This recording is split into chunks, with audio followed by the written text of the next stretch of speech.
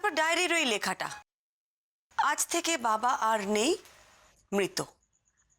কেউ মারা গেলে কেউ এরকম কেন লিখবে?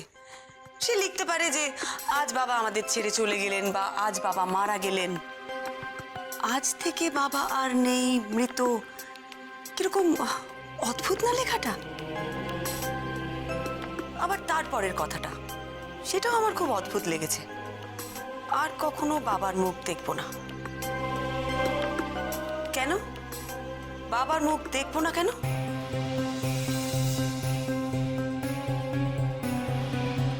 কারোর উপর যদি অভিমান হয় তখন আমরা সাধারণত বলে থাকি যে আর তার মুখ দেখব না। কিন্তু যে ব্যক্তি মৃত তার সম্পর্কে কেউ এরকম কথা কেন লিখবে?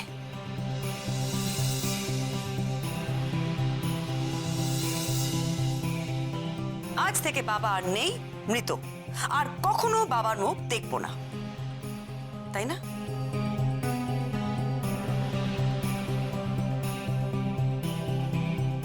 আপনার লেখাগুলো পড়ে আমার মনে হয়েছে এগুলো কোনো রাগ বা অভিমান থেকে লেখা।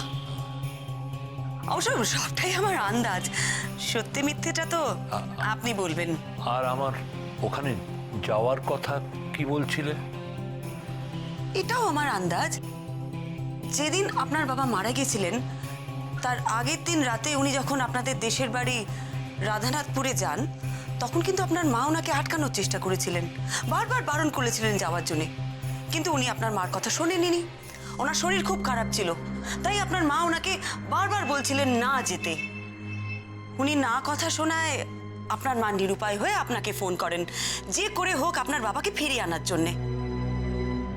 আপনি তখন দাবা খেলায় মশগুল ছিলেন। আপনি আপনার মাকে বলে দেন যে আপনি রাধানাথপুর যেতে পারবেন না। বাড়িতে সবাই জানলো যে আপনি সে রাতে আপনাদের দেশের বাড়িতে যাননি। আসলে কিন্তু আপনি সে রাতে গেছিলেন মেশামশাই। মায়ের কথা ফেলতে না পেরে আপনি কিন্তু সে রাতে আপনাদের দেশের বাড়িতে গিয়েছিলেন, কিন্তু বাড়িতে কেউ সেটা জানতে পারেনি, কারণ আপনি কাউকে জানতে দেননি। কেন জানতে দেননি? সম্ভবত এটাই প্রশ্ন আসে। আমার আন্দাজ, আবারও বলছি, সম্পূর্ণটাই আমার আন্দাজ, সত্যি মিথ্যেটা আপনি ভালো জানেন। আমার ধারণা আপনি ওখানে এমন কিছু দেখেছিলেন, এমন কিছু শুনেছিলেন যেটা দেখে আপনার বাবার উপরে আপনার প্রচন্ড রাগ হয়, আর আপনি ওখান থেকে ছুটে বেরিয়ে যান। আপনার বাবা পেছন থেকে আপনাকে দুগ্গা দুগ্গা বলে অনেকবার ডেকেছিলেন,